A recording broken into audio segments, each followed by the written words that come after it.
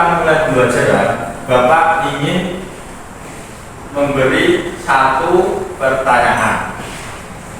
Di sini tadi selama 1 hari ini, apakah ada yang tidak berkomunikasi dengan seseorang? Ada atau tidak? Tidak. Berarti kalian masih individu semua ya? Kok bisa sih? Berhubung, hari ini kita akan mempelajari konflik sosial. Kita perlu memahami apa sih pentingnya belajar konflik. Apakah nantinya kita itu akan bertengkar dengan seseorang, atau kita bisa meresolusikan atau mengelola konflik itu sendiri. Nah, sebenarnya belajar ini itu kita harus mempunyai semangat yang tinggi. Kita harus mempunyai semangat yang tinggi. Ibaratnya begini, mungkin dari anak-anak semua sering bertanya, kenapa sih kok pendidikan itu penting? Ada yang tahu kenapa pendidikan itu penting? Coba katakan. Nanti kalau ada yang berani angkat tangan, Bapak kasih nilai A. Wah, nggak ada. Pusing Pak. Pendidikan itu penting ya anak-anak. Karena apa? Dengan kita melaksanakan proses pendidikan itu tadi, setidaknya mungkin dari bayangan anak-anak itu, wah, saya harus bersekolah ini, harus begini. Tapi lain dari hal itu, anak-anak nanti ketika mengenyam pendidikan itu bisa dijadikan landasan bergerak dengan semua anak-anak semua untuk menjalani kehidupan ke depan. Nah, perubahan sosial yang terjadi hari ini itu tidak terjadi begitu saja, mengalami banyak dinamika, mengalami banyak perubahan, dan di setiap perubahan itu pasti mempunyai dampaknya itu berbagai hal. Salah satunya ya yang akan kita pelajari hari ini. Ada yang tahu kita hari ini mau belajar apa? Konflik sosial. Betul sekali, kita Nah, sebelum kita lanjut, kita akan mempelajari konflik sosial. Sebelum kita melaksanakan gambar, ada yang mau bicara apa sih konflik sosial itu? Apa sih? Dan dari sekian, dari mulai kecil hingga dewasa sekarang sampai SMA kelas 12, apakah teman-teman pernah berkonflik? Pernah. Ayo ini. Saya kenalkan dulu. Perkenalkan nama saya Tony. Ya. Jadi konflik yang saat depan itu Pak, SMA itu Pak. Jadi modelnya kayak tawuran gitu Pak. Tawuran. Ya. Jadi tawurannya gimana? Jadi antara misalnya SMA itu terus pakai jir, pakai selang, pakai sabuk gitu Pak. Itu biasanya disebabkan oleh apa? Cekcok, mungkin kayak cekcok gitu Pak, antara si A sama si B gitu. Nah, terus tadi kan sudah tahu ya apa sih konflik itu sebenarnya. Nah, ketika kita berkonflik, ini berkat sebuah konflik ya. Kita itu harus menemukan solusinya. Kita tidak mungkin berkonflik dengan ini atau ini terus berkonflik. Tidak akan mungkin, karena setiap individu itu saling membutuhkan. Kira-kira dari Mas Tony tadi dan mengalami konflik, itu solusinya bagaimana? Pas saat itu untuk mengatasi konflik tersebut. Kalau itu susah ya Pak, karena kalau posisi lagi perang gitu kan mau dipisah malah kitanya yang tengah sendiri gitu. Jadi ya dibiarin gitu. Berarti itu dibiarin ya. Nanti kita akan lihat bagaimana sih solusinya untuk menghadapi konflik ini. Kita mulai tebak gambar. Ini ada 3 gambar. Ada yang pegang kepala, kayaknya ini lagi pusing ya. Terus yang ini yang cowok, kayaknya ini habis diurusin sama pacarnya. Terus yang terakhir ini bapak-bapak bujang. Bayangin, ini termasuk dari konflik atau enggak? Termasuk. Termasuk, kenapa Pak termasuk? Itu yang gambar 1 dan 2 itu ternyata sedang bertengkar Pak, kayak sedang berkonflik. Oh, sudah dengar. Berarti konflik ini konfliknya antar individu. Biasanya ini disebabkan apa kalau yang gambar? Ini kok kenapa yang saya pegang kepala ini? Selingkuh Pak, Kalau yang ini Jempol naikkan kali Pak. demo kenaikan. Ini sebenarnya sering terjadi ya di negara kita ya, karena seringkali kebijakan-kebijakan yang dikeluarkan oleh pemerintah itu sering berpihak. Nah, itu nanti bagaimana kita kebijakan pemerintah itu yang nanti akan kita bahas. Ada yang tahu Bapak teori sosiologi kita ada 3 tokoh. Siapa saya? 3 Bapak teori tokoh sosiologi. Ayo siapa yang tahu? Nanti Bapak kasih cepat. Siapa? Tidak tahu Pak. 1 Kak. 2 Kami. Yang ketiga Mas. Nah, konflik itu Bapak teorinya siapa? Karena. Kenapa kok karena tahu? Ada yang tahu kenapa kok harus karena? Kenapa sosiolog hari ini itu harus kembali ke Marx? Apakah pikirannya yang jenius atau apa gitu? Kira-kira yang membuat pikiran Marx itu dikenal oleh orang-orang sosiologi sampai hari ini. Bahkan ada yang sangat mendewa-dewakan Marx ini benar, harus kita bela. Ada yang tahu? Mungkin paling cocok ya Pak. Paling cocok. Paling cocoknya gimana? Karena kan teman-teman pikirannya dia itu kan suzon ya. Ya, sudah. Jadi kita di sekarang ini kan mungkin harus banyak-banyak suzon sama kita atau kebijakan apa aja. Bagus. Ini bentuk kekritisan. Nah, seperti ini itu harus kita lestarikan karena pelanggaran suatu kekuasaan itu adalah patologis, sangat patologis. Makanya pendidikan kita hari ini itu harus mengarah ke pendidikan kritis agar tercipta masyarakat yang revolusioner. Nah, ini ada beberapa gambar lagi. Gambar hewannya ini hewan apa? Ada yang tahu hewan apa? Jagung Pak. Jagung. Bisa jagung. Ya, jagung kuning. Jagung kuning ya. Nah, ini kan ada beberapa gambar. Ada yang mau mengamati, ada yang mau menjelaskan ini gambar apa sih? Kalau ada bandeng-bandengnya. Kira-kira apa sambungannya dengan materi kita hari ini? Konflik apa hubungannya Pak? Ada bendera, orang terus ada bendera yang dibakar. Itu apa sih dan apa hubungannya dengan materi kita? Ada yang tahu? Karena termasuk konflik ya Bapak ya.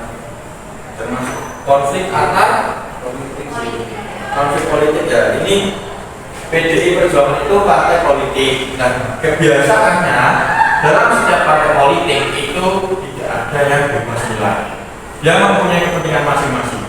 Kalau menurut Derrida itu di setiap ruang publik, di setiap apapun itu tidak ada yang bebas nilai, semua mempunyai kepentingan. Di setiap geraknya berburu bicara mimpian rasionalisme simbolik.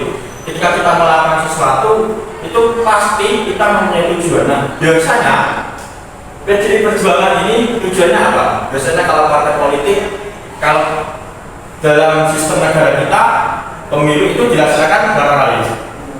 5 tahun sekali. Setiap parpol biasanya mengusung apa? Nah, mengusung calonnya. PDI Perjuangan ini dia akan terus mengusung calonnya. Dia akan mengusahakan apapun itu sehingga tujuannya itu tercapai. Nah, biasanya PDI Perjuangan ini akan berkonflik dengan partai lain.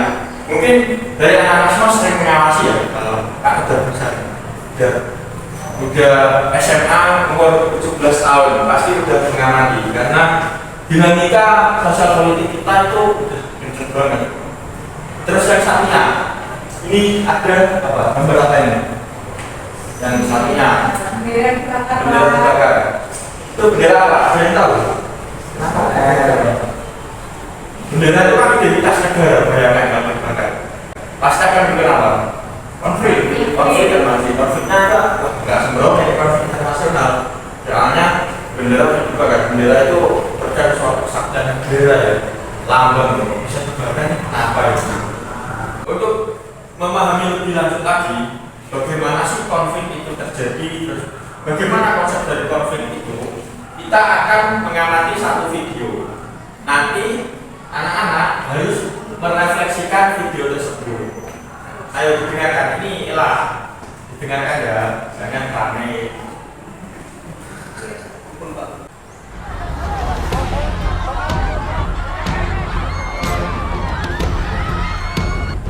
Video amatir warga merekam kedatangan polisi ke Desa Wadas, Purworejo, Jawa Tengah pada Selasa pagi.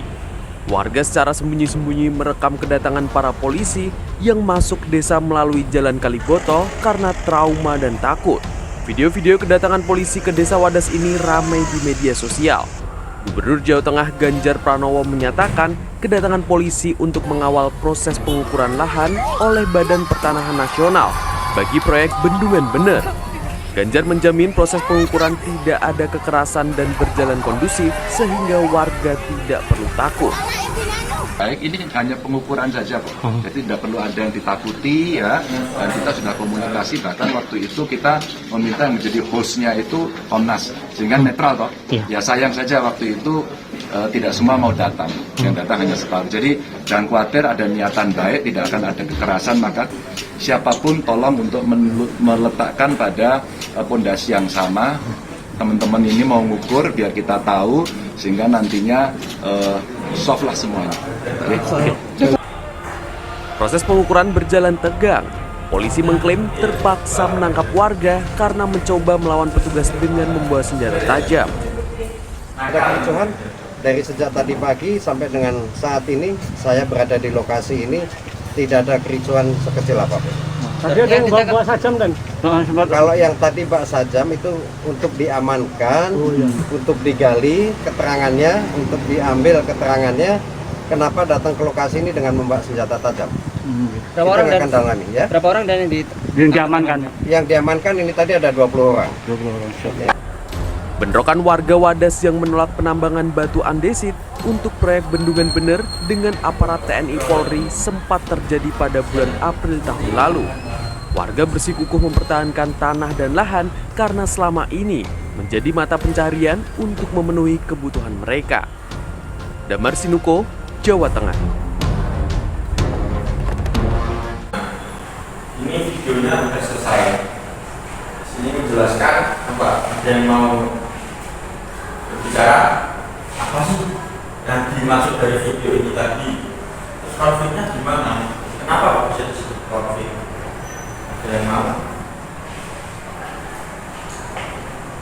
Ini ya? Udah?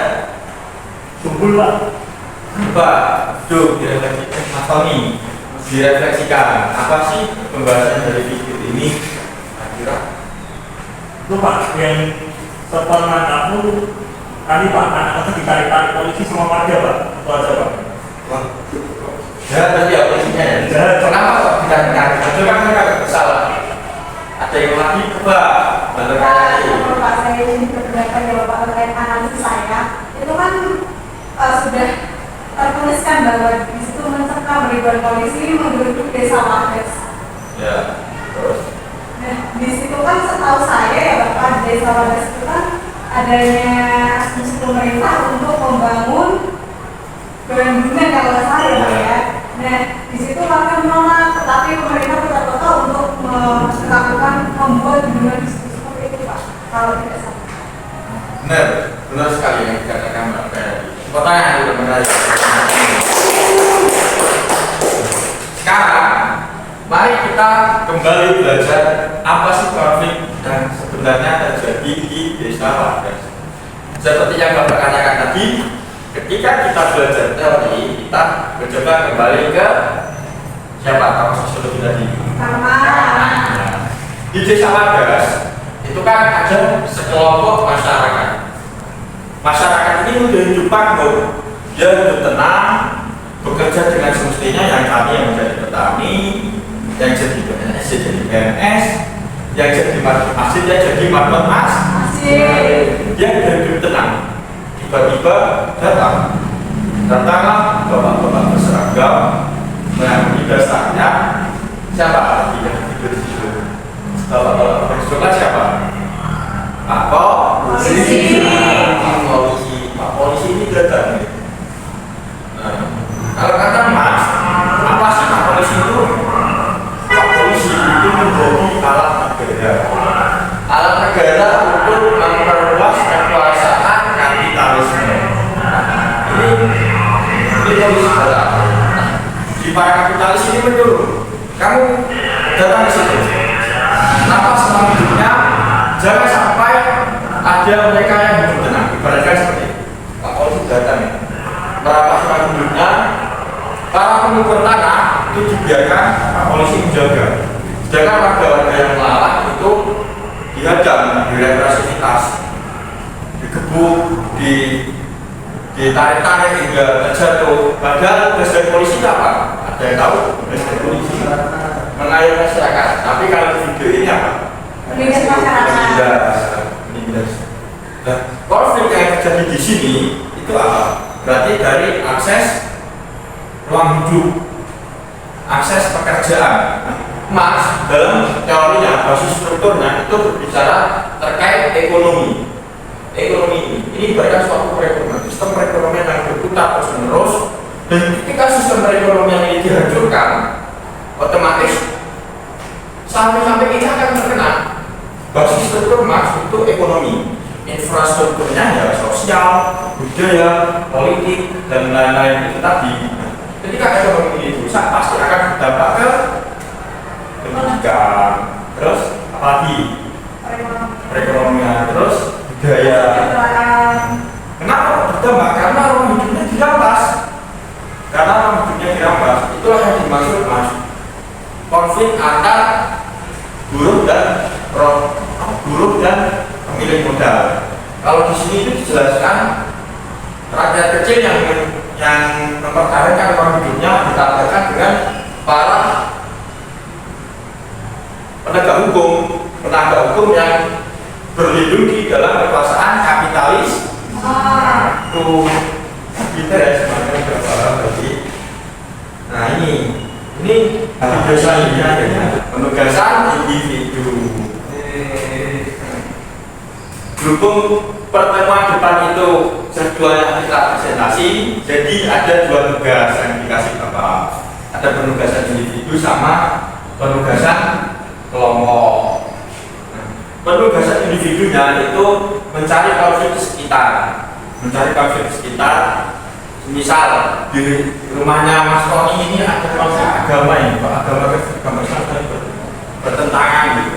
Nah itu nanti bisa analisis. Itu ya tugas pertama, itu tugas individu dikumpulkan di pertemuan depan. Yang kedua itu ada tugas kelompok. Nah ini ada tugas kelompok ya, nanti dikerjakan. Untuk kelompoknya ini urut aja, depan belakang ya. Ini Bapak kasih lembarannya. Nanti dikerjakan ya, jangan lupa untuk dipresentasikan minggu depan.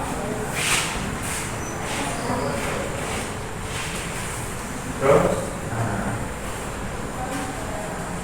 kita telah sampai di penghujung waktu akhir, waktu paling akhir. Kita sudah mau mengakhiri. Sebelum kita akhiri, alangkah baiknya kita berdoa semoga apa yang kita pelajari hari ini itu berkah, bermanfaat untuk kita dan sekitar kita. Amin amin ya rabbal